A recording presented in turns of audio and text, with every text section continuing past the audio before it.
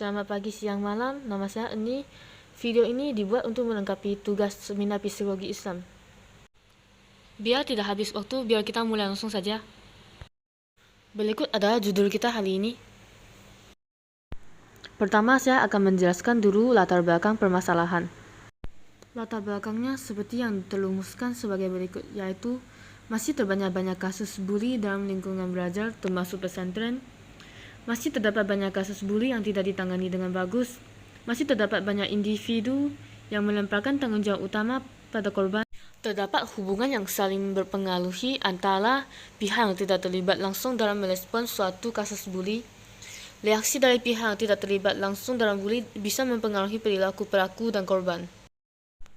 Masalah yang dilumuskan berupa apa yang membuat netral tidak berani untuk berperilaku dalam suatu kasus bullying?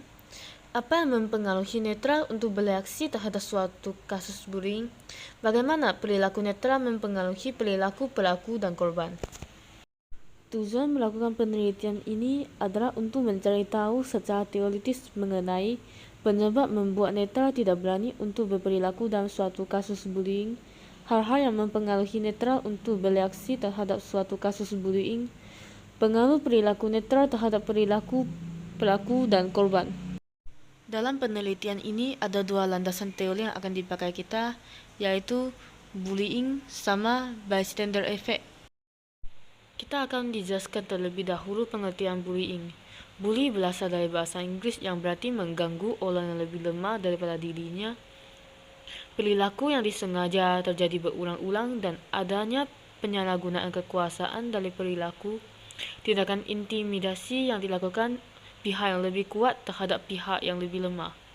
Berarti dapat disimpulkan bahwa bullying adalah suatu perilaku yang bersifat agresif terhadap pihak yang lebih lemah yang dilakukan secara terus-menerus. Peran dalam bullying dapat dibagi dalam 3 kategori, yaitu pelaku yang sebagai petindak kekerasan, korban yang sebagai pihak menerima kekerasan, serta netral yang tidak ada keterlibatan langsung terhadap bullying.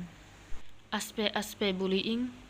Secara garis besar, bullying dapat dilakukan melalui 3 cara. Bullying fisik, yaitu bullying yang dilakukan dengan kekerasan secara langsung seperti memukul, menendang.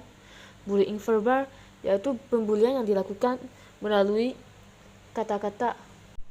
Bullying relasional, yaitu bullying yang dilakukan dengan mengucilkan atau mengasingkan korban tersebut. Karakteristiknya perilaku bullying.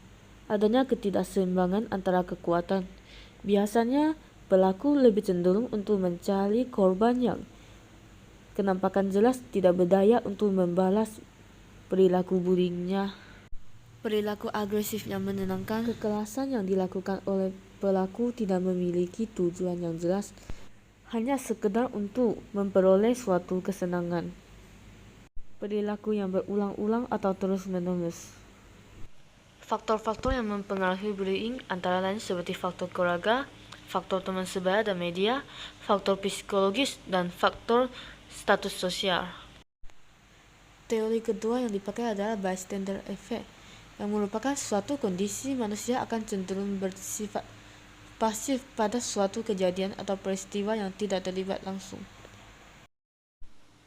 Berdasarkan peran dalam bully, bystander dapat diklasifikasi menjadi 5 jenis, yaitu bullying bystander, victim bystander, avoidant bystander, abdicating bystander, altruism bystander.